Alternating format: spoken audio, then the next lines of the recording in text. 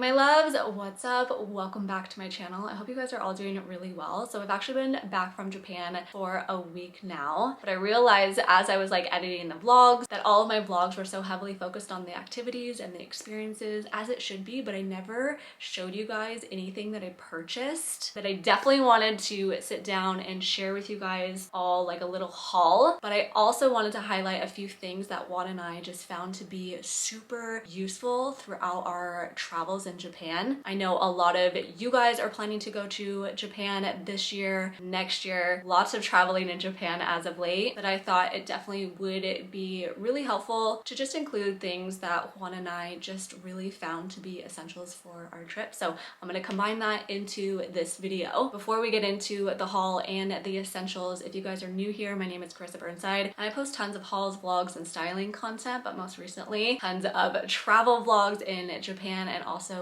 Vietnam. So if you guys like the vibe here, definitely subscribe, as well as hit the notification bell so you guys always know when I post new videos. But let's go ahead and get on into it.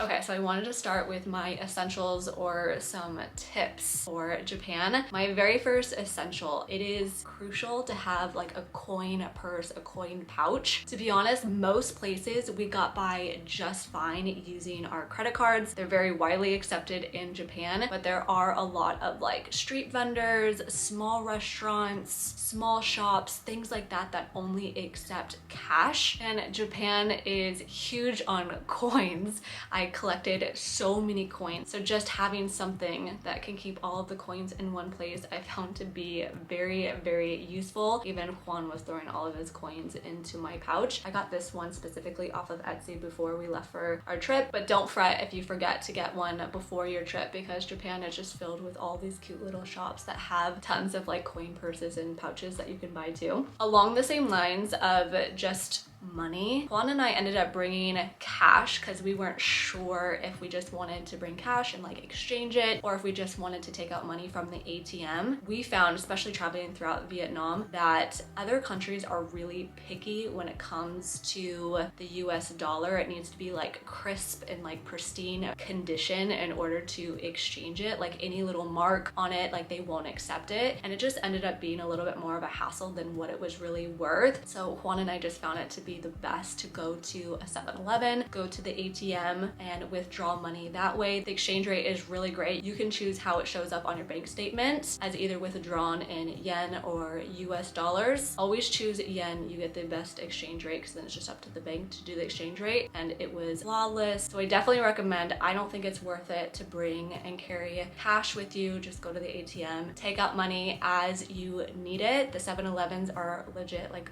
every single corner. The JR Pass.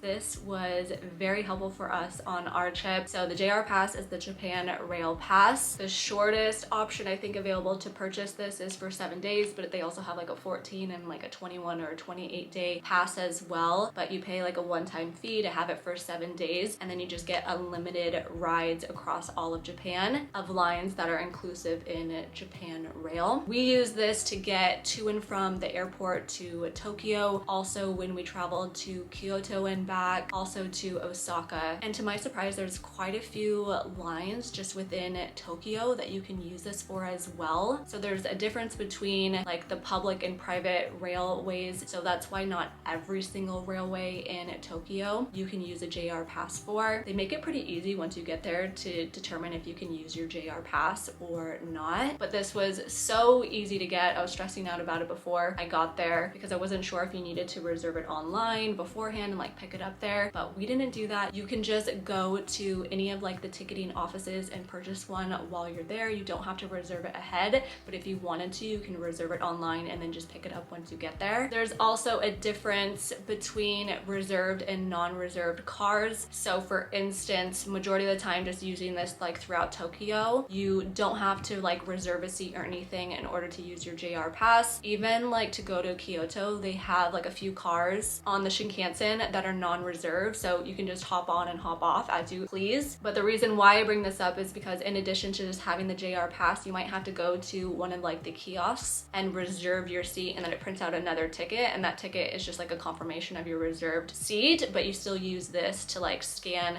to enter and exit the subway. That part kind of like confused me. So if you plan on wanting to like reserve a seat, you need to do it at like one of like those kiosks, but otherwise you don't need it. You could just use this to hop on and hop off. I freaking love this. It was 100% worth it for us. However, I know the JR pass prices are increasing in October, I believe, quite significantly actually. So it might only be worth it if you plan on traveling throughout all of Japan, but you know, obviously completely up to you. Another essential for Juan and I was our Suica pass. So for the lines that I couldn't use my JR pass for, I used the Suica card. You can load it onto your iPhone and have it in your wallet like this and add money as you go. Or I believe you can get like a physical card if you order it in advance. You can order it online and have it like sent to your house before you even go. And then at like the 7-Elevens and at the subway stations, you can like load the card. I found this just like to be the easiest way. But on top of just being able to use this for the trains, lots of stores and like 7-Elevens and stuff accept this as payment as well. So Juan and I use this at like parks, 7-Elevens, all that sort of stuff. So this was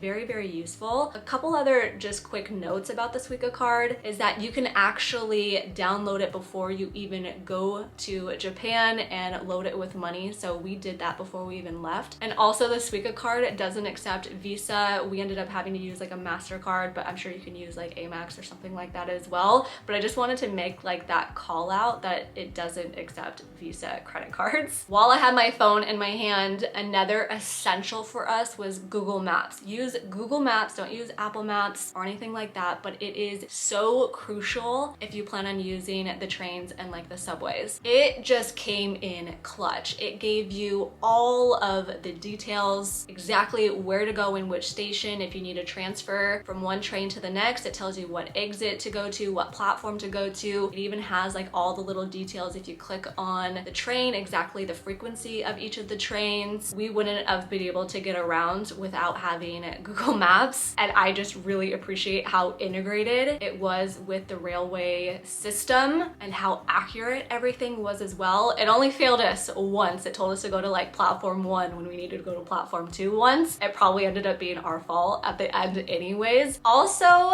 Google Translate, you guys absolutely should have that downloaded as well. I mean, lots of people speak English throughout all of Japan. We didn't have too many troubles. It was actually kind of a surprise that at most of the hotels that we went to, there was a little bit of a language barrier. We got by just fine of just like breaking down the words, but every once in a while at the hotel or some shops, if I was trying to ask about like buying things tax-free, for instance, or things like that, Google Translate came in really handy to just type things in and communicate back and forth. So definitely have Google Translate. In regards to cell service, you can get a pocket Wi-Fi at the airport. Juan and I have T-Mobile, and within T-Mobile we have a free international plan. I think you can also buy international plans for like 7 days or something like that, like pay as you go sort of a situation. You might want to check it out, but we found that just to be the best. Service was spot on, didn't have any issues with anything, maybe a tad slower than if we were in the US, but otherwise, yeah, the T-Mobile plan was amazing. So we went when it was really hot and really humid. It was like 95 degrees and like above 80%, I feel like, humidity. So I think this is very dependent on when you guys plan to go, but a few essentials, especially like when it's really hot out, I would say, 1, bring an umbrella, or you can get one when you're there. We got this at Uniqlo when we were there, but like legit rain or shine, we were using the umbrella. Like when it's really, really hot out, everybody busts out their umbrella to protect themselves and have like a little bit of a shade. This was really helpful when we were at Universal Studios, because when we were standing in the lines under the sun, it was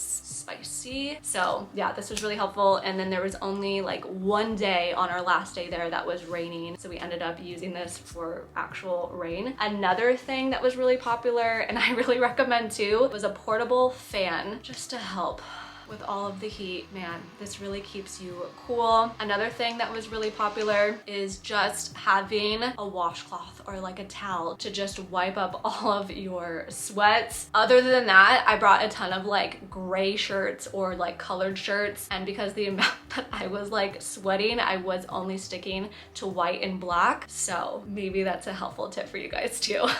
I also found like clothing wise that everyone there locally dressed very modestly, very fashionable, very minimalistic. I loved it, but no one really showed their legs and definitely didn't show their stomach. So sometimes I felt like I was sticking out like a sore thumb, and other times I tried to just blend in and I would wear like loose flowy pants throughout the day. I feel like this was even fine because it covers up most of like your stomach, but I don't know, I was just trying to like blend in and be respectful of like their culture. Portable chargers was an absolute must for us, especially for the long days when you leave first thing in the morning and you don't come back until late at night, and especially if you take a lot of pictures and videos on your phone like I do. It was nice to just carry a little portable charger that you can charge your phone throughout the day. I'll link this one that we were using. It came in a 2-pack. I didn't bring any fancy handbags or anything like that. I kept it very minimal and simplistic for the trip. I had 2 crossbody bags, this one and then also this exact one in black as well. These were absolutely perfect for our trip. They are very large. They hold so much stuff in it. I had like all my camera equipment, the portable charger, the fan, my coin purse, my phone, like everything was in it. This is actually from Uniqlo. I bought it before I left, but you can honestly just get this there as well at like half the price. Durable, great quality, lightweight, love the nylon of this. Come prepared to do a lot of walking. I thought I was gonna get by just fine walking around in sandals. I did that for about a day and I was like really wanting to stick with it. I was like, no, the sandals, it's just fine, because it's so hot that I'm just like, I want my feet to breathe. But in reality, because you're walking like 20,000, 25,000 steps a day, you just need to be in comfortable shoes, try to make your steps last and go longer. So I ended up just converting over and wearing my Adidas Sambas the entire time. Every single day I wore these. I found them to be the most comfortable. So just a quick little shout out for my Adidas Sambas, but just the tip is just make sure you're wearing sneakers and bringing sneakers. A couple other really small things is that they do use Uber. They don't use Lyft. So just make sure that you have the Uber app downloaded. We found the prices to be super nice and reasonable. Also really helpful to just make sure that before you book your hotel that you try to locate where the subway station is relative to where the hotel is. Make sure that you book a hotel that's pretty close to the subway line, because that's going to be the main way that you are getting around. And I was just so beyond impressed with the railroad system there too. It makes me wish that there was one in Seattle. So easy to get around. It would be impossible to get around in Tokyo without it. And then the very last thing that I wanted to mention is the Japan website. This is the website to use to enter the country. You don't have to use it. I can just put that disclaimer in. They give you like actual physical forms that you can fill out, but just to like save yourself some time, you can go on the Japan website, fill out all of your information, and they'll give you QR codes for immigration and for customs that you'll show when you land. And it just was so seamless, so nice just to take care of that beforehand. So then when we got off our flight, like we were the first in line for everything because everybody else was like fussing with the forms. Also with the Japan website, after you land and after they give you the sticker or the stamp in your passport, you can actually use that information to generate a tax-free code in the Japan website. Some places still prefer you to hand them your physical passport in order to get things tax-free. Other places may accept the QR code. I found it to be about 50-50. Like lots of like the luxury stores or secondhand luxury stores, they preferred you to have your passport, but like smaller places or like Uniqlo, like bookstores and stuff like that, the QR code was just fine. So maybe like a helpful tip for you too. All right, let's go ahead and get into the haul portion. Oh my God, I'm so excited. The first thing that I actually wanted to share with you guys is matcha. So I never tried matcha before, and I was like, you know what, if I'm gonna try matcha for the first time, Kyoto is the place to try matcha. I don't know what my experience would have been otherwise in like comparison, but I'm starting at a high, you know what I mean? Because the matcha there was absolutely incredible. Had like little matcha teas, had matcha matcha ice cream, matcha mochi. Like, it was so incredible. So in Kyoto, I picked up some matcha. I tested this one out before I bought it and it was so delicious. So I actually ended up getting 3 packs of it. And then in true form, I needed to get like that little bamboo mixer to help blend up all of the matcha too. I mean, I could have just got it off of Amazon or something like that, but you know, when in Kyoto, let's get the real thing. Japan is filled with so many like tea shops and cute like little pottery places. And so we actually got like these little, I don't know, like coffee or tea mugs, and I love that they don't have any handles on them. Ceramic and handmade. Just got 2 of these. They were just absolutely gorgeous. I also really liked like these smaller ones for, I don't know, like a little bit of tea, or if you want to use them for like condiments or mixing spices and herbs, stuff like that. But I thought that these were super cute too. We got these ones in Kyoto. Kwan's in the kitchen, so you might end up hearing him in the background. But we also went to Universal Studios and we picked up a few things while we were there and when we were in Super Nintendo World. So just a quick show of that. By the way, so much fun, highly recommend. I ended up getting a couple of t-shirts. I got this one. I really liked the embroidery on this and like the little patches of the ghost and the boo. They actually call the boo Carissa in Japanese, which I just thought was like really cute. Also just like a classic Super Nintendo World shirt as like a souvenir as well. And then tons of Mario goodies because we're absolutely obsessed with Mario. So we got a couple of like little plush little things. Yoshi. I mean, is this not like the cutest thing ever? I love it. I gotta figure out where I'm going to put it. And then also a little bomb as well. Oh, I love these. We got some cookies and I really like this casing in order to keep it afterwards. So I need to open this up and taste these cookies. While you were in Super Nintendo World, you can get these power-up bands and it's just like a fun like little game to play while you're there. They have all of like the question cubes that you can hit to get points and stuff like that all throughout the world. So it's like inside of rides, like in the line, like waiting, or just out and about too. So really fun. We only got one of them. We got the Mario one and I kind of took over it and was wearing it throughout our time there. So now it's just like a nice little souvenir band. We can also bring it back the next time we go to, which is great. And then this Mario on his little cart, I was in love with. This is actually what they use to hold the popcorn. So you go to like the little popcorn station and they would fill it up in here. We asked for it to be like on the side because we really just wanted this Mario souvenir. Like, are you kidding me? Everyone was like wearing them. Comes with like this little strap that you can wrap around your neck and then you just like wear it around your waist essentially. Everyone had like this or like the star. It actually like lights up too. I don't know if you can see it on the wheels. Also a little Bowser. This is like pretty hefty. He's a cutie. Otherwise, a lot of like the other things that we got and like toys, it's actually back here sitting on our dining room table right now. We got tons of books, like this one for Mario Brothers. We wanted like Japanese books. We thought that they would be really cool, but then we got tons of other just like toys and knickknacks too for Elden Ring and Dark Souls, and we got like One Piece items too. It was kind of like Juan's heaven going to Akihabara and just like walking around and seeing like all of the shops and like games and all that sort of stuff. So definitely like a really fun area to go. As you kind of heard throughout the essentials part, we definitely stopped into Uniqlo quite a few times. There are a few things that I picked up. First is this just souvenir of the Shibuya Tokyo. Thought it'd be really cute. Babe, what is this cartoon on the back? Jujutsu Kaisen? Well, that's what it is. Very Japanese. Otherwise, I wanted to get just like more Japanese style clothing that I can wear like while I was there. I got this black dress that I wore when we were in Kyoto. It's like a very lightweight knit, form-fitting without being like too tight. I love the Japanese sizing too because this was actually a size small. It's in the US. You guys know I'm like an extra small, so that was kind of fun and funny. But like I love where it hits and cuts underneath the armpits too. I actually found this to be online